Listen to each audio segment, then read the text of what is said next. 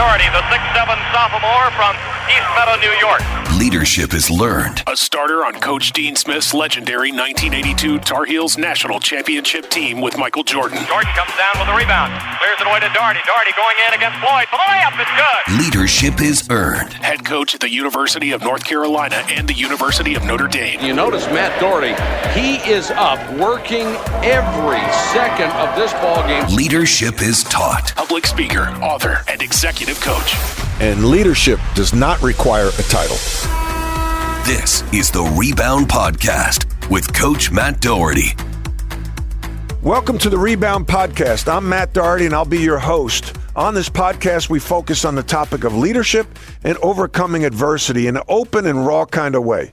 We discuss failures and how to rebound from them. I became passionate about leadership after being forced to resign from my coaching job at the University of North Carolina in 2003. I went on a leadership journey and realized it's the most undertaught topic in formal schooling, but yet might be the most important. With me today is Danny Manning. Danny Manning won championships in high school and the NCAA title at Kansas in 1988, being named the most outstanding player of the tournament, and is still the school's all-time leading scorer. Danny was an All-American, National Player of the Year, NCAA College Hall of Fame Olympian, number one draft pick in 1988, two-time All-Star, played 14 years, and may have the record for playing for the most NBA coaches of all time. Post-career, Danny started coaching at Kansas, became the head coach at Tulsa, where he was the coach of the year for Conference USA, and coached 6 years at Wake Forest. Danny's currently working as a broadcaster for ESPN. Danny, welcome to the Rebound Podcast. Thank you very much for having me. Excited to visit with you and spend some time talking to you. Well, it's always good to connect. You're a class act, and been a big fan of yours ever since 1988. And I was at the game when you beat Oklahoma in Kemper Arena. That had to be obviously such a huge thrill for you and your teammates. Matt, that was a lot of fun. Very fortunate in that sense of being on that stage 30 minutes away from our college campus and winning the championship.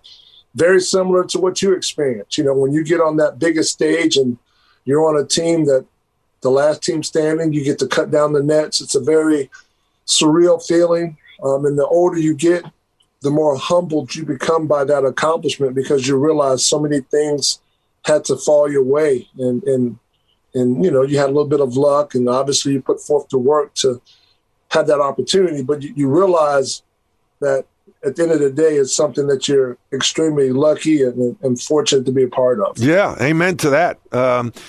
You go on, you're the number one pick in the draft, and 26 games into your rookie year, you tear your ACL. What went through your mind? How did you deal with that emotionally? Emotionally, it was tough. It was tough for a lot of different reasons. A goal of mine was always to play in the NBA, and when you get to that attained goal, if you will, it's taken away from you. So it was very tough. I remember hurting my knee. We were in Milwaukee. I remember trying to talk myself out of it in the sense of, you know, you've had little sprains and all these little other nagging injuries before. You'll be able to bounce back from this. But in the back of my mind, I knew something didn't quite feel right in my leg.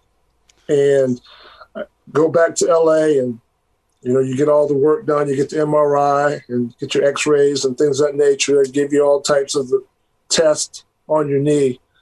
And you hear it's a torn ACL. And at that point in time, Brad, you know, those are considered career-threatening, if you will.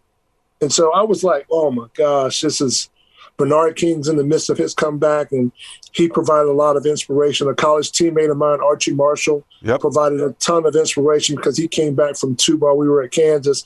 And that, for me, it just got to a point where, okay, if I can get back on the court, I'll still be 6'10", 6'11". Right. I might not be as quick. I might not jump as high. I might not move as fast, but I'll still be just a straight postman. And so that, for me, was the goal, was getting back out on the court and figuring out a way to be successful. Great doctor in Stephen Lombardo, who performed all 3 of my ACL surgeries, master therapists and Clyde Brewster, Johnny Doyle, and Carl Horn were my major rehab guides throughout all my injuries. And I was just fortunate enough to make it back. I worked hard. And I had great doctors, and that was my goal, to get back. And so for me, that became my job. As soon as I tore my ACL, I was figuring out what I needed to do to try to get back. And I was fortunate enough to be able to come back from all three, which is probably a very proud moment for me. But hopefully no one has to go through that. Oh, man. Three ACLs, Danny, three that you went through. You were the first player, I believe, to ever do that. After the first one, you could probably have the energy, I'm going to come back. You have the second one. What drove you to recover from your second and third ACLs, no less your first one?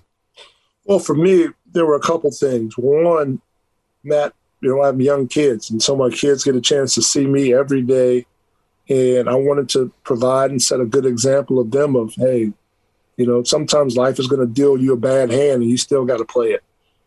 And so getting up every day and, the way that we had it set up, I built a rehab center in the backyard, and it was a building. And I did all my rehabs, my last two rehabs in my backyard in my workout room, if you will, which was a building. And I had all the equipment that I needed. My therapist would come over there, and every day that's where I would be all day. So they got a chance to see that. And then also my love for the game. And also, Matt, knowing that I did it one time. That was it. I came back from it before. I can do it again. Mm-hmm. And the second time was actually easier. And the third time was the easiest because I know what I have to do. I've been there before. And the type of surgery was an allograft surgery. And an allograft surgery basically is a cadaver tendon. And so a lot of tests were done to make sure that borrowed tendon, if you will, would adjust and adapt to my body. And once that was the case, that was the easiest rehab because it already had the sides needed. Mm-hmm. And I'm just waiting for the blood flow to run through that graft and to connect. So wow. That made it a lot easier in terms of rehabbing because you're not waiting for the two injuries to heal, if you will. Yeah. How long was the rehab from your first ACL? 11 months. All three were 11 months. All three were 11 months. Gotcha. Yeah, all three were 11 months before I could get back out on the court. And to be honest with you, Matt, I didn't feel comfortable playing again until a year after I got back on the court from those 11 months. Yeah. So it took me a year and 11 months to feel somewhat close to what I felt before the injuries, pre-injuries. Who was the biggest encourager for you through that time? Well, I had a couple. Like I said, my wife Julie was there. My daughter and my son Taylor and Evan were there, and then also just wanting to play the game of basketball. Mm-hmm. Mm-hmm. That was probably my biggest motivating factor. Is that I wanted to continue to play. I wanted to figure out a way to be able to do that. I wanted to be involved in the game of basketball, and at that point in time, I still wanted to be a player. Yeah. And so my motivation was to do whatever I needed to do in that rehab room to give myself a chance to get back out on the court. And then if I'm not good enough, if I can't move well enough, I can't jump high enough, then okay. But at least I know I did everything I could possibly do to give myself a chance to get back out there. Yeah. No, I mean, amazing player, unique player. At that time to be 6'10", 6'11", and handle the ball like a guard. You were kind of a little like Kevin Durant before Kevin Durant, if you will, for those that are listening and understand what Danny Manning meant to college basketball in the late 80s. You grew up in North Carolina. Your dad played for the Carolina Cougars of the ABA, I believe. Yes. And you won a state championship at Greensboro Page High School as a junior. Mm-hmm. And then your dad was a teammate of Larry Brown's, and Larry hired him at Kansas, correct? Dad played for Coach Brown with the Carolina Cougars. Oh, he did? Oh, gosh, yeah, we're dating Coach Brown. Coach Brown has been coaching for a while. Yeah. Yes. So your dad goes to Lawrence. Obviously, you follow him, so you move, and you then go, did you win the state championship at Lawrence High School? We lost in the state championship game my senior year at Lawrence High School to Wyandotte. We lost 2 games that year, and they were both to Wyandotte, the second game of the year and the last game of the gosh. year. Yeah. And the year before that, Lawrence High won the state championship. Oh, so you get there. Here's this big star basketball player comes in, and they win the championship the year before you got there? Yes. Oh, man. Chris Piper's senior year. Oh, so I bet you Chris throws that at you all the time, doesn't he? Well, yeah. From time to time, it's brought up in discussion. Chris, for the audience, Chris Piper was a starting forward on Danny's team that won the 1988 national championship, and we're talking about Lawrence High School. The University of Kansas is located in Lawrence, Kansas. So, we all like to have one-ups on our college buddies, right? Not many people have one-ups on you. The all-time leading scorer. I don't think you'll ever see that mark beaten, because nowadays, if you were a freshman in college, you'd probably go in the top 10 picks and you'd be at Kansas 1 year. Is that fair to say? That's very fair to say. With the climate that we're in now, maybe 2 years for me, Matt, just from the standpoint of my coaches and my mentor, my dad and Coach Brown. My junior year, there was talk of me coming out, and Coach Brown and my dad talk, and I end up. My dad comes by my apartment. He sticks his head in the door, and he goes, "You're not ready." And it's just like, that's it. That's the end of the conversation. I'm not ready. He goes, "Yeah, that was it. You're not ready." I was like, "Well, okay." Okay. That was it. Okay. Yeah, you dialed Domino's Pizza instead of, calling, Del Frisco's or something like that. Yeah. You got in your used pickup truck instead of calling a Mercedes-Benz dealership. Yeah. Yeah, that's right. That's right. Yeah. So, Danny, after you're done playing, you're obviously passionate about the game. You start coaching at Kansas. You get the head coaching job at Tulsa. You're there 1 year. You're the coach of the year in the conference. You go to the NCAA tournament, and you then take the job at Wake Forest. What was that decision like for you and your family? Well, I'll go back, Matt. When I retired from the NBA, my son was in fourth grade and had not been in the same school for a whole year. Wow. And at that point, as you know, the travel, the wear and tear on you as an individual, let alone what your family's going through. And so for me and Julie, my wife, it was just, I want to make sure that our kids have a really good foundation from here forward with school, being in the same school, developing relationships with friends. And so we moved back to Lawrence, Kansas. Coach Self offered me an opportunity to be on the staff, and I got a chance to learn from the ground level up, and that's something I'm very appreciative of. And then once my kids graduated from high school, it was time to start looking to find out what happened. My father passed away in 2011, and that kind of jump-started my mindset, to be honest with you, being a coach, because I was like, tomorrow's not promised. Right. And if I want to do this, I want to get into it, I need to start. And Coach Self helped me get the Tulsa opportunity. I was actually there 2 years. It was a great 2 years, and then the opportunity came of Wake Forest. And for me, Matt, as you'll be able to understand and appreciate a lot of this, it was the thought of being able to go back home. I grew up in Greensboro, North Carolina for the majority of my childhood years, which was ACC country. Wake Forest played their home games in Greensboro at the Coliseum that well, because you played there so many games in general, but of course in the ACC tournament. And then going back and competing in the ACC. Right. That was, as a competitor, to me, I was like, yo, this is it. This is what you want to do. This is the level that you want to compete at and play at.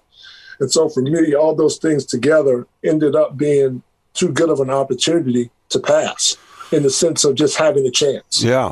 Well, going back to your childhood growing up in Greensboro, is it there? The strong rumor was, Danny, that Matt Doherty, I was your favorite player growing up. Is that? I'd like to just confirm that on this podcast. Yeah, we can talk about that, Matt. I had great appreciation for what you did as a player. I'm telling you. No, Danny. You're ducking the question. You're a good politician.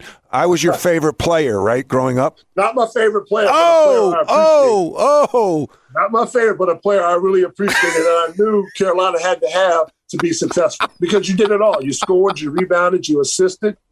Great understanding. We're playing with some talented cats, though. Yeah, I enjoy watching Michael. I'm sorry. I like Michael. Yeah, you know what? I bet you like James Worthy too, because your games are somewhat similar. Absolutely. Yeah, big game. And Sam, because Sam stepped out and made shots. Yeah, no, they were such good basketball players and great teammates. Yes. Yeah, no.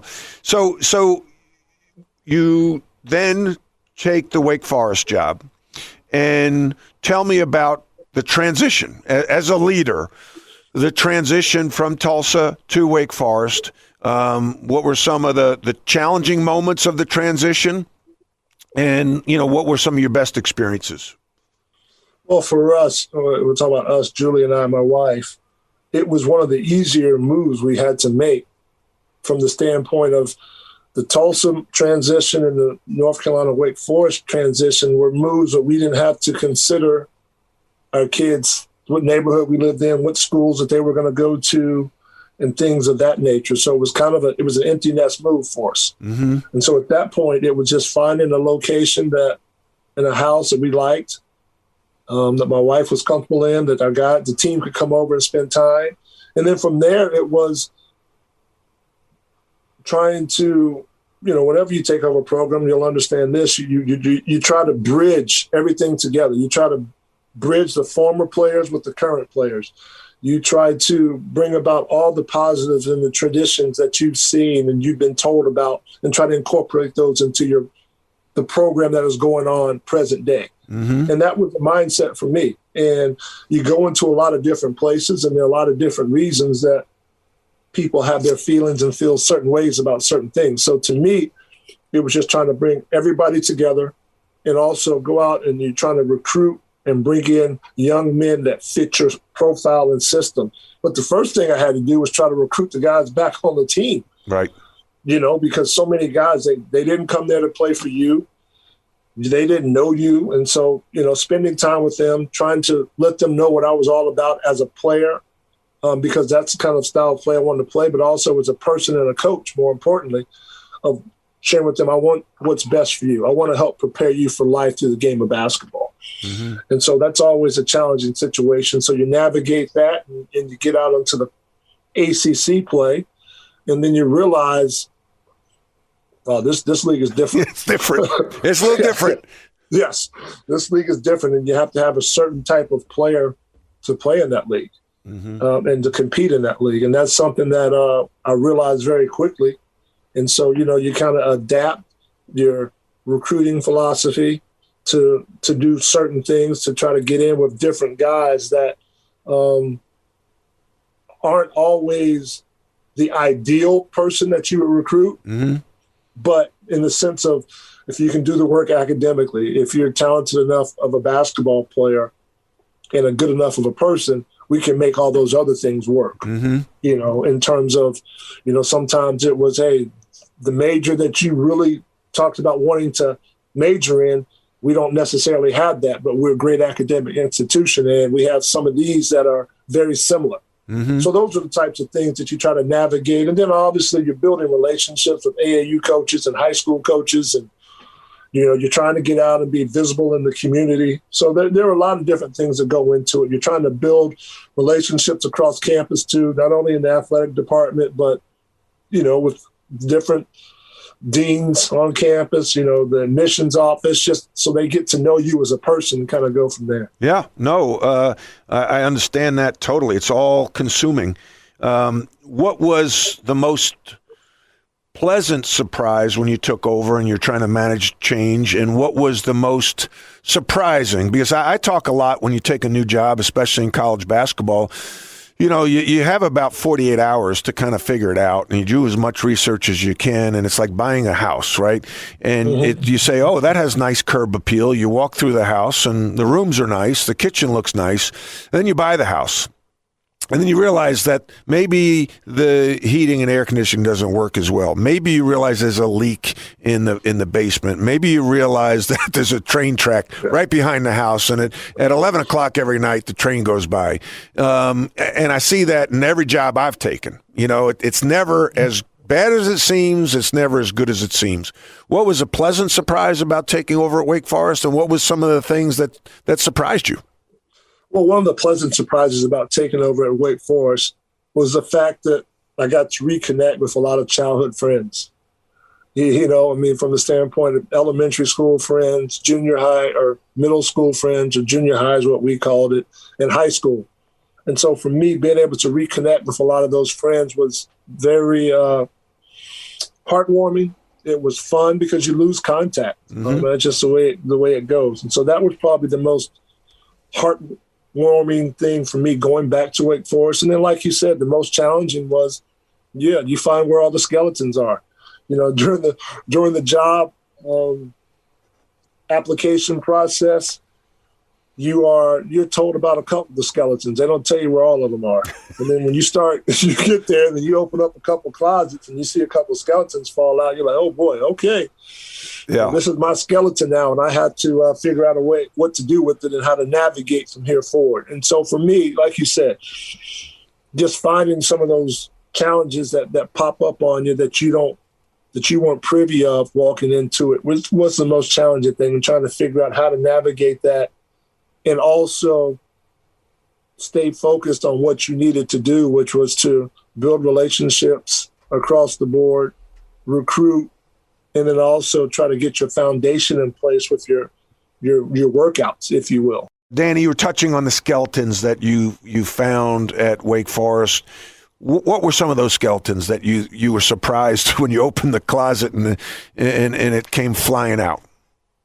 Well, for me, Matt, as a basketball player, growing up watching ACC basketball, it was ACC basketball, right? And so I went back to coach Wake Forest in the ACC. And, just a lot of the perception of what Wake Forest was in the ACC was something that was eye-opening, from the sense of not Carolina, it's not Duke, it's not NC State, but, the perception was not as bright as I would have liked for it to be in the recruiting world. Right. So, you walk into gyms and, wow, that's a coach from Wake Forest, and, that acknowledgement is there. But, I realized very quickly that the pull of some of those other schools in the ACC was really more powerful. Great. Yeah, and especially, Danny, since you and I, were playing and you grew up, because back then it was only 9 teams, and Wake Forest with Frank Johnson and Jim Johnston and Guy Morgan and Danny Young, Tichy were really good. And then all of a sudden, you had Syracuse, you had Louisville, you had Florida State, you had, all these other teams, and everyone else is investing. And Wake Forest kind of is, now in the bottom third or quarter of the league. And like you said, you walk into a gym, people know that, hey, that's Danny Manning. If you know basketball, that's Danny Manning. Or you're at least curious because you're 6'10", right? Mm-hmm. And then you say, oh, we've got a, WF on his shirt. That's the head coach at Wake Forest. You'd like to go in with equal brand of Danny Manning and Wake Forest, and then that's powerful. But when you have to explain things a little bit more than you'd like to, that makes it a tough sell on kids that are all about branding. Mm-hmm. Yes. And so, adjusting to that. And, at first, Matt, going through it, it was kind of like, it felt like it was a personal blow. You know what I mean? Like, hold on a minute. Let's, I'm here. I want to offer you a scholarship to a great private institution, great education, prepare you for life. But you've got kids that are just like receptive to that. You have parents that are receptive to that. But a lot of times it came down to a kid saying, Coach, I just grew up watching Carolina. Yeah. I just grew up watching Duke. Or I remember when NC State, my parents told me about when NC State won the championship. And so those are things that, that kid is just like, this became my dream school. This was my dream. And so it was just like, wow, it was the pull, the powerfulness of those programs and the history of them in that state, very strong. Yeah. And, we made some headway, and we were able to recruit some kids to come in, but that was always challenging. Well, your best player, I would say, is John Collins, who was there 2 years and went on to the Atlanta Hawks, and got off to a tremendous start in the NBA, and then you went to the NCAA tournament. And what year was it for you? Third year. So you go to the NCAA, you sign a contract extension, I believe. Yes. Okay. And then 3 years later, you were fired? Yes. Okay. This is where I want to get to, and this is where I want to drill down, because this makes for good podcasts, but really it helps people understand, because I think, people can look from afar and say, oh, that's Danny Manning. He's got paid a lot of money. He played in the NBA. He's on TV. He's got it made.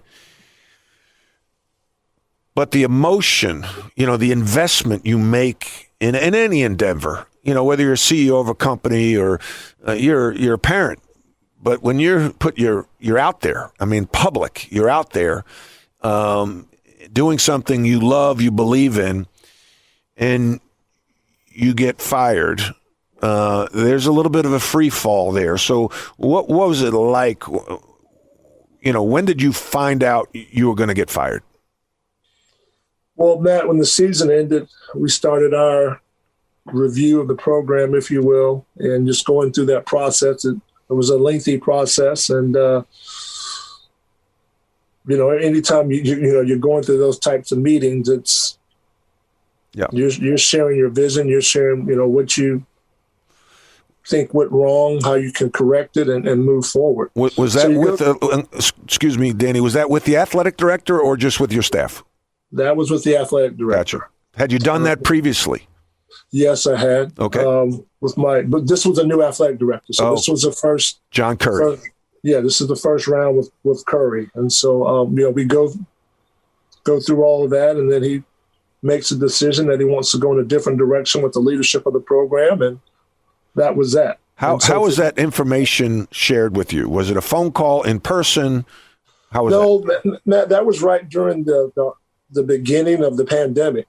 And so it was Zoom, phone calls. We were having Zoom meetings. We weren't in person meetings. Okay. So all of our meetings were Zoom, if you will. And so it was, told face-to-face, but, similar to this, it's a Zoom setup. So were you surprised by that decision?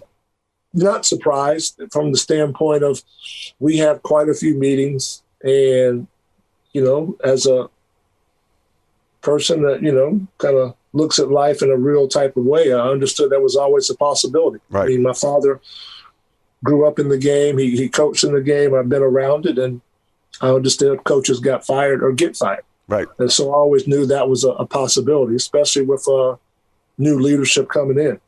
And so for me, once I get that news, man, it's a tornado of emotions. Yeah. Talk about that. Talk about those emotions.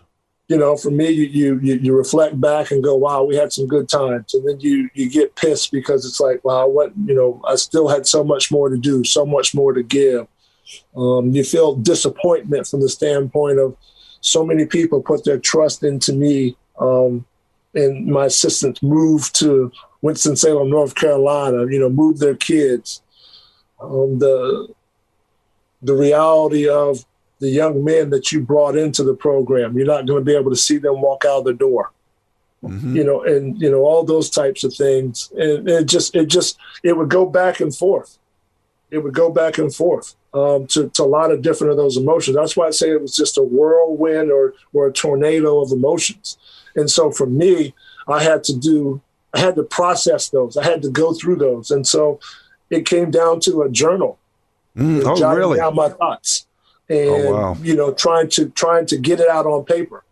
Now, this was something that I'll burn one day. Nobody else is going to look at it and see it.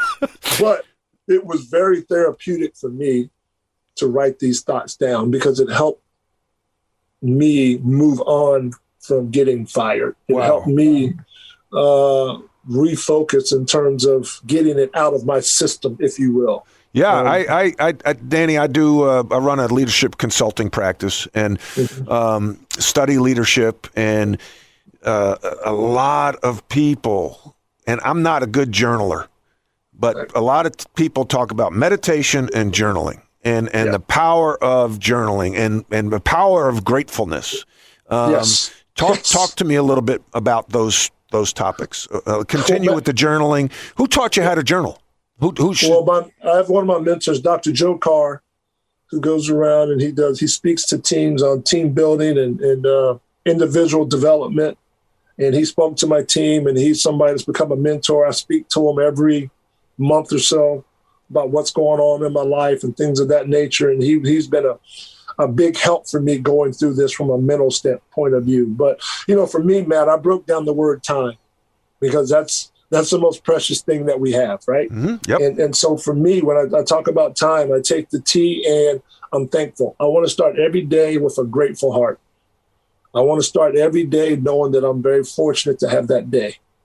The next thing that I want to do is I want to get some type of insight every day. I want to learn, or I want to read something every day to better myself. Maybe prepare myself for my craft in basketball or just general education and knowledge. Mm-hmm. From there, every day I want to have 15 minutes of some type of meditation. It can be with sound, it can be without sound, where I'm in my thoughts and I just have an open mind and I just want thoughts to pour in. And if they're good thoughts, I write them down and try to use them and move forward from there. And then exercise, or right now my exercise consists of a lot of stretching more so than working out, but I try to stretch or work out in some way or capacity every day. So that's how I break down my day every day. I love that, Danny. I love that. Yes. This is as much for the audience, as much for me as it is the audience. I write this stuff down. I'm taking notes. Time, thankfulness, every day. Yes. Mm-hmm. Thankfulness, insight. You want to learn. You want to read. The M is for meditation, at least 15 minutes, and then the E is exercise. I really suck at the meditation and the exercise part. I'm quick to the buffet. I'm quick to the refrigerator. Yes. I get my steps in from my home office to the refrigerator, but beyond that, it's a challenge for me. I just don't have the. I love to run and work out when I was when I was playing, but mm-hmm. Now I was like, why do I need to do that? But this is inspiring to me. I love the acronyms. I love learning. That's awesome stuff. I appreciate you sharing. Yeah, Matt, now understand my exercise. It's a lot of stretching. It's a lot of stretching. That's I flexibility is key for me. I stretch from my couch to the refrigerator. I've got it just far enough where I got to stretch. No, I'm kidding. So, Danny, you lose your job. How did your wife respond to that? I think that's like people don't understand the collateral damage that goes on in a household. They see a coach resigns or gets fired and they're like, okay, new guy's coming in. And they don't understand, your wife invests in the community. She invested in your home.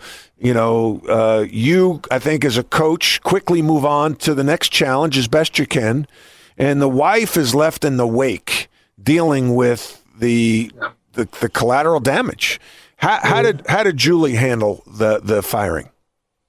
It was challenging, but I go back, Matt, even before the firing, the things that I really took for granted or didn't really pay a lot of attention to was the fact that she's sitting in the stands. Yeah. The fact of the things that she's hearing fans say about her husband. Yep. Sometimes they're good, sometimes they're bad, but fans are fans. And so, really appreciative of obviously her support, but also of the situations that I put her in as my wife and sitting, being at the games and being supportive and, having to deal with those types of situations. And so, we get fired and it's a situation where, she's been with me every step of the way ever since we left Kansas, every NBA stop, Tulsa and Wake Forest. She's learned the business. She kind of has a pretty good feel for it. And, it was just something that's, maybe it just wasn't meant to be. Mm-hmm. We just got to get prepared for our next opportunity. And so for us, it was, and when you're in the midst of it, you really don't understand people talk about balance all the time, and that's something a word that I use now more frequently than I did when I had a job, because when I had the job and you're coaching, I don't know if I couldn't find balance. There's no balance, Danny. I was looking for balance. There's no balance. There's none. There's no balance. There's no balance. It just can't happen. Yes. Yep. And so for us going through it, it gave us a chance to take a step back.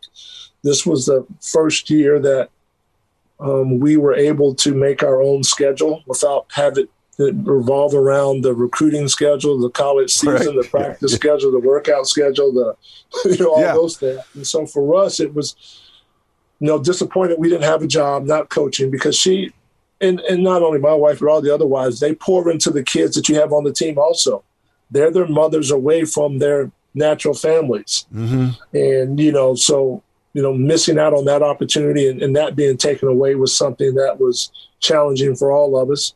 But it also gave us a chance to do some things that we haven't been able to do in all of our time together. Mm-hmm. We got a chance to see our son Evan is a GA with Gonzaga. So we get a chance to go spend time there. Our daughter's living in Colorado. We get to spend more time going to see them and being around them. And, I followed two teams religiously this year. And one was Gonzaga and the other one was KU. Right. And I watched a bunch of games, but those were the two teams I really focused in on just because my son is there and my love for KU. And it's been a really good year for us in a challenging situation from the standpoint of spending time and being able to do things that we normally weren't able to do together. Did you watch any Wake Forest games? I did. Yeah, I sure did. I didn't watch a lot of them, but I followed. I followed more box score with those guys just to see how the kids were doing that I recruited and brought in. In my book, I talk about triggers and the Bitter River, and you're driving over the bridge of the Bitter River, and you're trying to stay focused, but then there's a trigger, and it could be somebody gets a job. It could be Steve Forbes getting hired at Wake Forest. It could be John Collins. It could be in the paper. It could be something, and it just triggers an emotion that wants you to drive into the Bitter River, and you got to hold on tight and drive slow and stay focused on the bridge so you don't fall into the river. Were any triggers like that for you this past year? Yeah, John Curry. That name, whenever, he fired me. Right. I was not the person he wanted to lead the program. I was not in some way, shape or fashion good enough to lead the program. And so for me, that was a trigger early on. So when you heard his name, what did you do? What did you feel come over your body and your gut? And then how did you spin out of it? What came over my body was, this is the guy that took something away from me that I wanted. This was a guy that, took something away from me that I was in the process of building and making better. And I did make better. And so, having to navigate that thought process, that emotion, it took me a while to get through that. It really did, just from the standpoint of what you've invested into your program and the things that you've done. And to have that taken away from you by someone that just got there was a tough pill to swallow. Mm-hmm. I understand it's a part of the business, and you have to move forward and things of that nature. So early on for me, probably within the first couple of weeks that I was fired, that his name triggered that Bitter River situation for me. How did you again get out of that space, that mental? How did you move back and get back on the bridge? What was your self-talk like, or did anybody help you? Well, like I said, Dr. Joe Carr was someone that helped me. My wife Julie, we talk, and I'd be able to share my thoughts and emotions with her. And then for me, just talking to all the different coaches that I know, and not necessarily about John Curry, but walking into situations where there's a leadership change in your department, right? And having to navigate that. And then you realize that, this has happened before. Mm-hmm. I'm not the first person that this has happened to. How do I deal? How do I navigate? And for me, it goes back to the journal. Right. Being able to put my thoughts into the journal, write down what was going through my mind in the journal. Now, my journal is a journal where I'm not worried about the proper spelling. Right. I'm just worried. I'm just getting it all out. Just kind of like blah, boom, here it is. And, I can understand my scratch when I go back. And maybe that's a good thing in case it falls into someone else's hands. That's right. Yeah, that too. And so for me, it was realizing that, this is a part of the business. Coaches get fired. Mm-hmm. Yeah. It's a part of the business that you're told that we don't want you here anymore. Yeah, no. We're going to go in a different direction. And so coming to that, the point of saying, okay, from here forward, I've got to be positive. I want to still be the person who can encourage somebody to give a greater effort or more enthusiasm or more creativity. And, for me, I have to be able to walk that walk. Right. I'm a coach, I'm a leader, and I have to be able to do that in my own life and mimic that. That was something that I tried to do as a coach is mimic the behaviors that I wanted my young men to see and do. Yep. And this was just a situation where I needed to do that in my own situation. I needed to let my family know that, I'm hurt, I'm disappointed, but you know what? This isn't the end. Amen. We're going to go through life. We've told you all along that life isn't perfect and every day's not going to be great, but you got to continue to chop wood. You got to continue to take steps. And that's something that I relied on quite a bit. And then there are a lot of other things. Like for me, Matt, I use this called the 5-minute journal. And my daughter, Taylor, turned me on to it. And it's a simple, effective thing to do to help me be a little bit happier every day. And I'm recommending this journal to all of your listeners. Yeah. And basically it's every day you write down 3 things you're grateful for. You write down 3 things that would make today great and something that your affirmation of the day is. Mm-hmm. And then at the end of the day, you write down 3 amazing things that happened to you. And then there you write down what could have made today better. Mm-hmm. And it's called the 5-minute journal. And it really helps center me and keep me focused with the mindset that I need to have to attack every day. And then from there, it's sharing. It's reaching out to different coaches, different friends, different people in the business world, and just trying to gain some insight into what they're going through, how they're adjusting to this new pandemic. Mm-hmm. and things of that nature. And so, but for me, the 5-minute journal is something that is really important to me, along with the acronym TIME. Yeah, no, I love it. This is what this show is all about, Danny, is you talk about time and you say insight, learn and read. I talk about my leadership, Daugherty coaching practice. The motto is learn and grow. And what I would say to my players, let's just get better today. That's the number one goal. Every day, every practice, get better today. And I would tell my staff, okay, we're asking our players to get better. What are we doing to get better? So we need to get better each and every day, and especially in the off season. And so, this 5-minute journal and your TIME acronym, I'm taking them and putting them in my quiver, and I'll be using that for sure. As you look back as a head coach at Wake Forest, what did you learn? What could you have done differently? I learned a lot. I learned that, you're walking into certain situations, and in coaching, Matt, you get a coaching job or an opportunity for 1 or 2 reasons. The coach before you had success, or the coach before you did not have success. Right. And when you walk into situations that you're rebuilding and you're trying to change the culture to the culture that you vision. And, a lot of people talk about, you're trying to change the culture because the culture was bad. Well, a lot of times that's the case, but also part of changing the culture is you're trying to implement your vision. Right.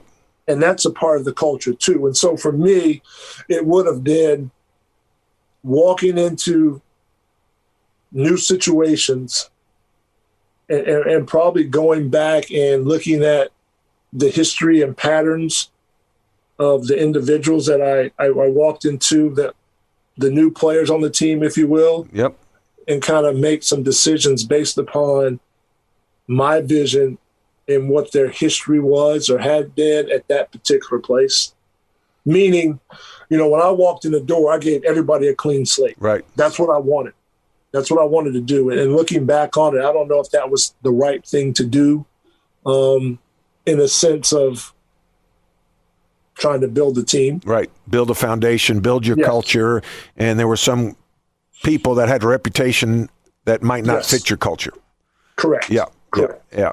And then most of the time, those are the individuals that end up not being there long anyways, if you will.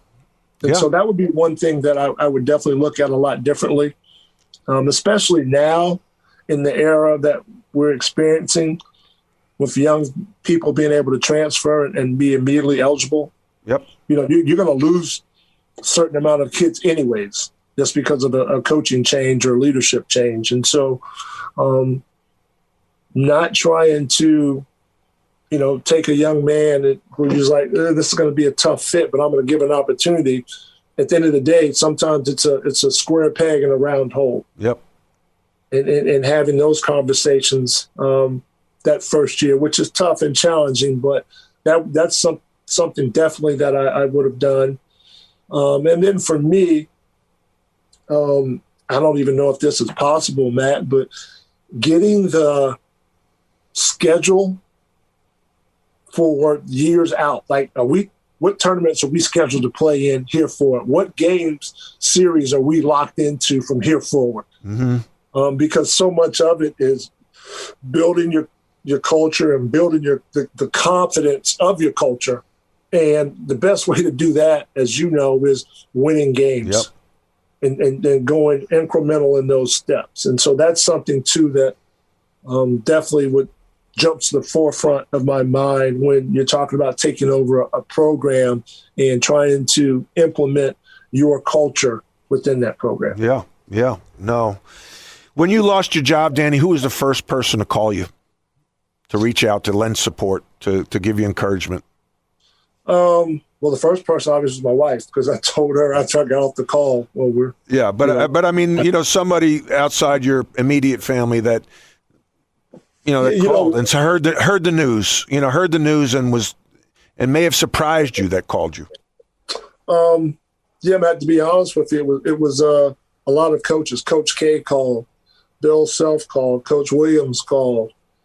Obviously, my mentor called. Leonard Hamilton called me. I spoke with Damon Stoudemire, Juwan Howard, Shaka. So just the fraternity of friends that you've built up, mm-hmm.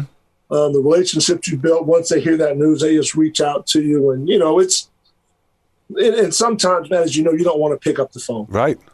You see them called, and it's just like, but I do. I picked up the phone, and I'm so glad I did, because to hear their encouragement, to hear what they had to say, to hear them say, hey, Danny, I've been in that situation before. This is how I handled it.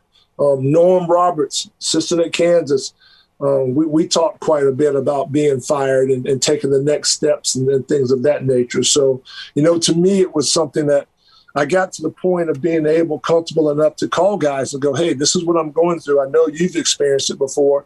What are some of the things that helped you? Right. How did you navigate this space? And so for me, that was really important. And the forthcomingness of those coaches to share that information with me, because that's a very vulnerable spot. Yes. That's a very open spot. And I just did it for the NABC, Coaches Caring for Coaches. We did a segment on what you go through when you do get fired. I did it with Tim Miles, and I also did it with Pat Chambers, mm-hmm. with the NABC. And it was really good, more therapeutic than anything, just because you hear what they went through in different ways that they tried to navigate it and handle it. And, unfortunately, you have to turn it into a positive, something that's so negative. And that's what everybody tries to do. Well, Robin Roberts, I use this all the time now on ABC, Good Morning America, says, make your mess your message. And that's what I'm trying to do with this podcast. That's what I'm trying to do with the book. And another friend of mine, Brian Moran, says, vulnerability is the new invincibility. We need to be vulnerable. That's the only way we can learn and grow. Yes. Yeah. Absolutely. So we've got about 5 minutes here. You mentioned all these people calling you. What was the best piece of advice you heard from any of those callers?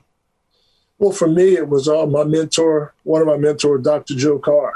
Yep. And he said, when we address your team, when we address your staff, you challenge them to take steps. You challenge them to become better people and better at their craft.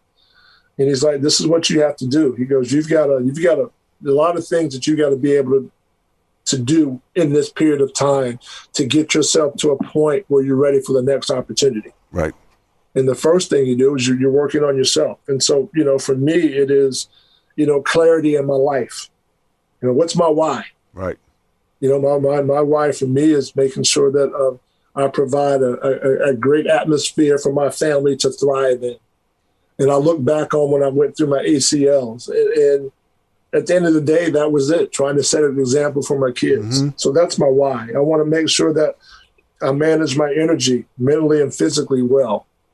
I want to make sure that, the necessities in my life, what I want to do that I'm working on and trying to hone and get better. I want to be productive in the things that I do daily, and I want to continue to be able to influence and help people along their path of their journey. And so, Matt, every day I try to reach out to one person I haven't contacted or been in contact with and just say, I hope your day is going well, or if you're going through a hard time, sending you some positive energy. And, a lot of times, you understand the courage that needs to go into that, making calls for people when people are looking at you, go, well, how are you doing? Right. I know you lost your job. It was, but yeah, I'm going through something too, but probably not as something that is out there in the media that you're going through. How are you? And I'm like, I'm doing well. I'm blessed.